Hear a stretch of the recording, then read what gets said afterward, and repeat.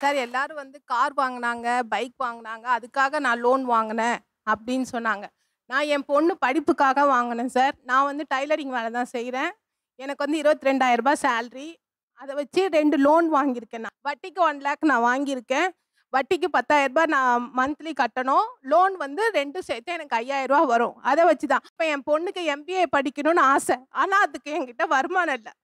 அதனால நான் வந்து பேங்க்ல போய் கேட்டேன். கேட்டதுக்கு அவங்க என்ன சொன்னாங்கன்னா, "கவர்ன்மெண்ட் ஜாப்க்கு மட்டும் தான் நாங்க லோன் குடுப்போம்." அப்படின்னு சொல்ட்டாங்க. அப்ப என் பொண்ணு என்ன சொன்னா, "இந்த 1 இயர் விட்டுருமா. நெக்ஸ்ட் இயர் பார்த்துக்கலாம்." எனக்கு எங்க வீட்டுக்காரர் வந்து ஹேண்டிகேப்ட்.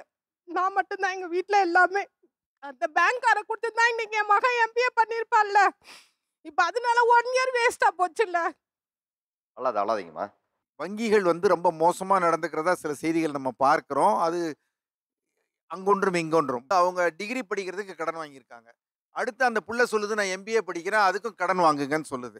அப்போ நமக்கு வந்து டிகிரி படிக்கிறதுக்கே கடன் வாங்கி, நம்ம ஒரு டெய்லரா இருந்து கட்டுறதுக்கு சிரமமா இருக்கிற பொழுது, புள்ள ஆசைப்படுதுன்னு உடனே எம்பிஏக்கும் கடன் கிடைத்திருந்தால், அந்த எம்பிஏக்கு பிறகு வேலை கிடைக்காம போயிருந்தால், இந்த தாயார் எவ்வளோ பெரிய கடன சுமக்கணும்? அப்போ நீ டிகிரி படிச்சு